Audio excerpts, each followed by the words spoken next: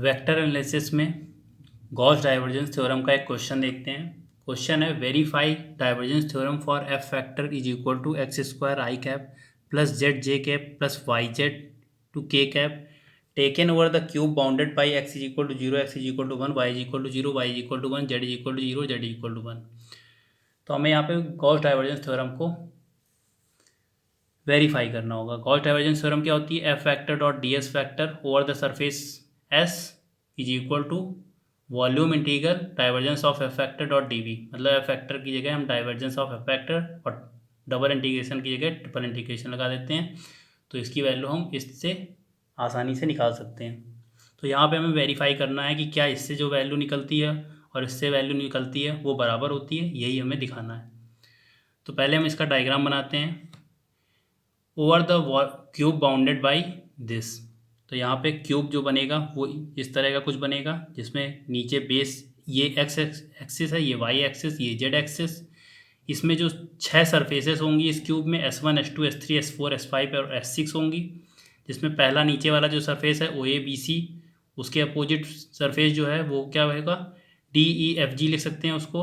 उसके बाद एक सरफेस ये है DCBE, उसके बाद एक सरफेस है AOGF, एक सरफेस है ABEF और एक एक्सजेड प्लेन पे जो सरफेस होगा वो कौन सा है, DCOG। तो इस तरीके से 6 सरफेसेस हैं, उसमें हमें इसका इंटीग्रल करना होगा, इसका इंटीग्रल करना होगा। तो पहले हम इसकी वैल्यू निकालते हैं, RHS की वैल्यू। RHS क्या है? Triple integration over the volume V divergence of f factor dot DV। तो डाइवर्जेंस ऑफ एफ फैक्टर क्या होगा? एफ फैक्टर हमें दिया हुआ है, तो डाइवर्जेंस ऑफ एफ फैक्टर हमें निकालना आता है। आई कैप एक्स के रिस्पेक्ट में differentiate plus j cap y के रिस्पेक्ट में डिफ्रेंशिएट, तो यहाँ zero, plus k cap z के रिस्पेक्ट में डिफ्रेंशिएशन करेंगे तो यहाँ केवल वाई बचेगा। तो 2x plus y into d x D y, d x D y d z, d v की जगह d x D y d z. अब लिमिट क्या लगाएंगे? एक्स की लिमिट डी एक्स की लिए एक्स इज इक्वल टू 0 से 1, Y 0 से 1, जेड की 0 से 1। तो ये पूरा वॉल्यूम हमारा कवर हो जा रहा है क्यूब का। अब ये 2x plus y d x D y d z, अब यहाँ पे इसको कांस्टेंट मानते हुए जेड के रिस्पेक्ट में पहले इंटीग्रेट करेंगे तो क्या आएगा, हमें ये वैल्यू मिलेगी, क्योंकि जेड आएगा और 1 माइनस जीरो तो वो तो 1 हो जाएगा। अब इसको वाई के रिस्पेक्ट में करते हैं तो क्या आएगा, 2x y square by 2, y की लिमिट 0 से 1 लगाते हैं, हमें ये वैल्यू मिलती है। उसके बाद हम एक्स के रिस्पेक्ट में इंटीग्रेशन करते हैं तो हमें ये वैल्यू मिलती है। तो RHS की वैल्यू तो हमने 3/2 निकाल ली है। अब हमें LHS की वैल्यू निकालनी है, क्योंकि हमें वेरीफाई करना है। अगर हमें क्वेश्चन केवल करना होता तो हम केवल 3/2 आंसर निकाल के छोड़ देते, बट हमें वेरीफाई करना है, इसलिए हमें LHS की वैल्यू भी निकालनी होगी, मतलब without using Gauss divergence theorem. उसके लिए हमें 6 सरफेसेस हैं, हमें यहाँ पे अब थ्योरम का यूज नहीं करना है। तो यहाँ 6 सरफेसेस हैं, LHS लिया, वो क्या है, double integration over the surface S F factor dot D S factor is equal to पहले सरफेस के लिए S1 S2 S3 S4 S5 और S6। 6 सरफेसेस के लिए 6 इंटीग्रल आ जाएंगे, अलग अलग हमें इंटीग्रेशन करना होगा अलग अलग सरफेसेस के लिए। लेट से पहले सरफेस के लिए जो इंटीग्रल की वैल्यू आई वो I1 है, दूसरे सरफेस के लिए I2 है, तीसरे सरफेस के लिए I3 है, चौथे के लिए I4, पाँचवें के लिए I5 और छठवें के लिए I6 है। और वो जो सरफेसेस हैं वो हम दिखा चुके हैं कि S1 से S6 हैं, वो जो सरफेसेस इस टाइप के हैं। अब इसको आगे करते हैं LHS वाले को। अब यहाँ पे I1 की वैल्यू क्या है, S over the surface S1 F factor dot D S factor. F factor की वैल्यू हमने यहाँ पे रखी, डी एस फैक्टर क्या होगा, डी एस कोई भी वेक्टर क्या होता है, मॉडुलस इनटू उसका यूनिट वेक्टर। तो यहाँ पे unit vector d S factor क्या होगा, n cap dot D s. N cap क्या है, यहाँ पे पहला सरफेस है S1, यानी कि जो बेस सरफेस है जो XY प्लेन पे है, इस सरफेस के लिए जो ABCO, इसके लिए अगर बाहर से देखेंगे तो जो यूनिट वेक्टर आते हैं, अगर यहाँ पे हम सारे सरफेसेस के लिए यूनिट वेक्टर पहले लिख लें अगर, तो इसके लिए क्या आ जाएगा, unit vector minus K cap ABCO surface के लिए। अगर इसी तरीके अगर ऊपर वाले सरफेस DEFG सरफेस के लिए, S2 सरफेस के लिए यूनिट वेक्टर निकालते हैं तो एन कैप उसके लिए क्या हो जाएगा, प्लस का के कैप, क्योंकि पॉजिटिव जेड डायरेक्शन में है। उसके बाद DEBC सरफेस के लिए, इस सरफेस के लिए अगर यूनिट वेक्टर निकालते हैं तो एन कैप क्या हो जाएगा इसके लिए, प्लस का आई कैप, अपोजिट के लिए माइनस का आई कैप इस सरफेस के लिए। अब बचे दो सरफेस, ये ए बी ई एफ, तो इसका जो होगा इस डायरेक्शन में वो क्या हो जाएगा, प्लस का जे कैप, और जो एक्स जेड प्लेन पे है सरफेस ओ सी डी जी, उसके लिए क्या हो जाएगा यूनिट वेक्टर, वो क्या हो जाएगा माइनस का जे कैप। तो ये यूनिट फैक्टर्स हमने डिफरेंट डिफरेंट सरफेसेस पे रखे। जैसे यहाँ पे F factor dot D S factor था, तो एफ फैक्टर तो हमने ऐसे ही रख दिया। उसके बाद डी एस फैक्टर क्या होता है, N cap dot D s. अब एन कैप क्या है, पहले जो एक्स वाई प्लेन है, जो बेस पे प्लेन है एक्स वाई प्लेन पे ए बी सी ओ, इसके लिए माइनस के कैप है unit vector, into D S की value D x D Y, चूँकि एक्स वाई प्लेन पे हम निकाल रहे हैं, at Z is equal to zero, तो D x D Y upon mod of N cap के कैप होता है। एन कैप की वैल्यू यही माइनस के कैप डॉट के कैप, तो ये तो 1 हो गया। अब के कैप के साथ केवल डॉट प्रोडक्ट निकालना हो तो खाली क्या आ जाएगा वाई जेड, और लेकिन हम केवल बेस पे निकाल रहे हैं, यानी कि z is equal to zero पे निकालना है, तो यहाँ पे जीरो रखेंगे तो इसका इंटीग्रेशन केवल जीरो आएगा। उसके बाद I2 निकालते हैं ओवर द सरफेस S2, जो उसके अपोजिट सरफेस है। F factor dot D S factor, F factor की वैल्यू हम यहीं पे रखते हैं, और इसके लिए इस सरफेस के लिए जो ऊपर वाला सरफेस है यहाँ पे डी ई एफ जी, उसके लिए क्या है एन कैप के कैप है, तो उसके लिए एन कैप की जगह क्या रख देंगे प्लस का के कैप, तो खाली वाई जेड आएगा। At Z is equal to 1 पे निकाल लें तो जेड इज इक्वल टू 1, तो ये तो खाली वाई बचा यहाँ पे, into d x D y आएगा, क्योंकि हम प्रोजेक्ट किस प्लेन पे कर रहे हैं एक्स वाई प्लेन पे, तो D x D Y upon mod of N cap के कैप, एन कैप कैप के कैप डॉट के कैप, तो ये तो नीचे वाला 1 आ जाएगा, तो यहाँ पे खाली y into d x D y आएगा। एक्स की लिमिट लगाएं तो 0 से 1, वाई की लिमिट 0 से 1, इसकी वैल्यू आती है 1/2। अब थर्ड सरफेस I3 के लिए निकालते हैं factor dot D S vector, तो एक्स इज इक्वल टू 0 और जेड की वैल्यू 0 से 1 अगर निकालते हैं तो क्या आती है Z into d x d Z. ये कैसे, क्यों, एफ फैक्टर की वैल्यू हमने ये रखी, उसके बाद I3 सरफेस S3 सरफेस क्या है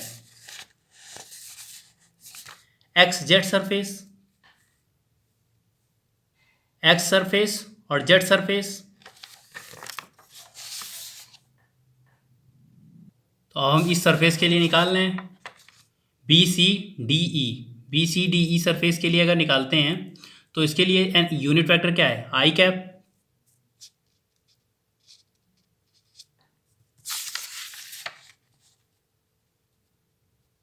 एक्चुअली जो सरफेस है यहाँ पे क्या लिया गया A B E F, S3 surface जो है, तो उसके लिए जे कैप होगा यूनिट वेक्टर, तो जे कैप यहाँ पे रखा, जे कैप के लिए तो यहाँ पे खाली जेड आएगा, और जो डी एस की वैल्यू होगी वो एक्स जेड सरफेस पे है, तो D x d z divide by mod of N cap के कैप, एन कैप क्या है प्लस का j cap dot j cap हो जाएगा, तो उसकी वैल्यू 1 हो जाएगी, d x d z upon mod of N cap j cap. तो इसको अगर सॉल्व करते हैं तो क्या आ जाएगा जेड स्क्वायर बाई 2 1/2, और फिर 1/2 उसके बाद एक्स के रिस्पेक्ट में करेंगे तो इसकी वैल्यू हमें 1/2 मिल जाती है। अब अगले सरफेस के लिए करते हैं I4 सरफेस के लिए, over the surface S4 F factor dot D S factor की वैल्यू क्या आ जाएगी एफ फैक्टर, अब देखो यहाँ पे जो अपोजिट वाला सरफेस है ए बी ई एफ के लिए निकाल चुके हैं अभी जे कैप के लिए, अब इसके अपोजिट वाला सरफेस कौन सा है ओ सी डी जी, जो एक्स जेड प्लेन पे है, यानी कि वहाँ पे वाई इक्वल टू 0 होगा और एन कैप क्या होगा माइनस जे कैप, वाई 0 एन कैप, तो यहाँ पे एफ फैक्टर तो यही होगा। उसके बाद एन कैप क्या हो जाएगा माइनस जे कैप, तो खाली क्या बचेगा माइनस जेड, और हम किस प्लेन के लिए निकाल रहे हैं एक्स जेड प्लेन के लिए, तो यहाँ पे d x d z upon mod of N cap के cap, n cap j cap होगा, तो एन कैप क्या है यहाँ पे माइनस का j cap dot j cap, तो ये तो 1 हो जाएगा, तो माइनस जेड बचेगा। अब यहाँ प्लस जेड का ये प्लस 1/2, तो यहाँ पे माइनस जेड का माइनस 1/2 आ जाएगा, और एक्स की वैल्यू क्या जाएगी 0 से 1 और जेड की वैल्यू 0 से 1। अब हमें दो सरफेसेस के लिए और निकालना होगा, जिसके लिए I5 ले लेते हैं over the surface S5 F factor dot D S factor अगर निकालते हैं तो क्या आएगा, अब दो बाकी जो बचे सरफेस वो कौन से हैं surface B C D E और ए ओ जी एफ, ये दो सरफेस बचे हैं, इसके लिए यूनिट वेक्टर क्या है अब अगर इस सरफेस S5 के लिए निकालते हैं तो आई कैप क्या होगा, BCDE, मतलब जो एन कैप होगा यूनिट वेक्टर वो आई कैप होगा, और इसके लिए माइनस आई कैप, ये माइनस आई कैप, I5 और I6 इसके लिए निकालते हैं। अच्छा, इसके लिए जो होगा ये किस प्लेन पे है, एक वाई प्लेन हो गया और एक जेड प्लेन हो गया, at x is equal to 1, और इस ये कौन सा प्लेन है, x इज इक्वल टू 0 पे। तो x बराबर 1 और x इज इक्वल टू 0 पे निकालते हैं। तो पहले x इज इक्वल टू 1 पे निकालते हैं जो प्लेन है। तो F factor dot D S vector, तो F factor dot D S vector, N cap क्या है यहाँ पे, आई कैप, तो खाली क्या बचेगा, एक्स स्क्वायर लिख दिया। उसके बाद जो प्लेन है वो कहाँ पे प्रोजेक्ट हो रहा है, वाई जेड प्लेन पे, तो डी वाई डी जेड लिखा जाएगा divide by mod of N cap के कैप। एन कैप क्या है यहाँ पे एन कैप है प्लस आई कैप, और के कैप क्या है यहाँ पे, n cap into i cap हो जाएगा, क्योंकि वाई जेड है तो यहाँ पे आई आ जाएगा। तो इसको सॉल्व करते हैं। वाई की लिमिट कहाँ से कहाँ तक, 0 से 1 जा रही है, और जेड की वैल्यू 0 से 1 जा रही है। तो ये क्या आ जाएगा, एट यहाँ पे x की वैल्यू क्या है, किस प्लेन पे निकालना है, x इज इक्वल टू 1 पे, तो x की वैल्यू यहाँ पे 1 हो जाएगी। अब डी वाई डी जेड ये क्या है, ये एक एरिया को रिप्रेजेंट कर रहा है, तो इसको अगर सॉल्व करते हैं तो इसकी वैल्यू कितनी आ जाएगी,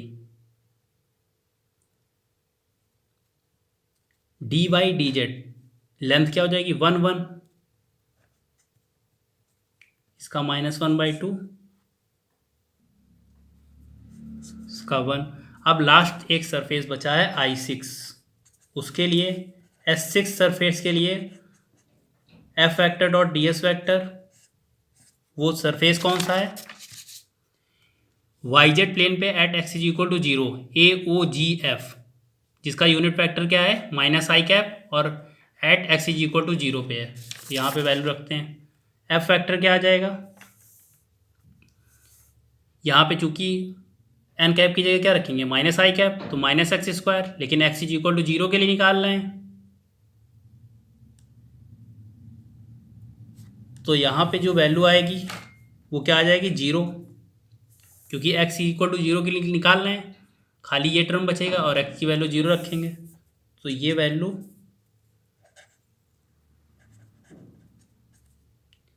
क्या आ जाएगी 0। तो इस तरीके से हमने 6 सरफेस के लिए निकाल लिया, I1 I2 I3 I4 I5 और I6। इन सभी को जोड़ना होगा तब I की वैल्यू निकलेगी, यानी कि LHS की वैल्यू निकलेगी। वो क्या है 0 पहले सरफेस के लिए, दूसरे सरफेस के लिए 1/2, तीसरे सरफेस के लिए 1/2, चौथे सरफेस के लिए -1/2, पाँचवें सरफेस के लिए +1, छठवें सरफेस के लिए 0। तो क्या आया आंसर 3/2। तो हम यहाँ पे अगर नॉर्मल मेथड से भी करते हैं कि अलग अलग सरफेस के लिए इंटीग्रल निकालते हैं तो हमें वैल्यू वही मिलती है जो हम गॉस डाइवर्जेंस फॉर्मूला का यूज करके 3/2 निकालते हैं। तो यहाँ पे LHS और RHS बराबर होता है और गॉस डाइवर्जेंस थ्योरम इस तरह से वेरीफाई हो जाती है।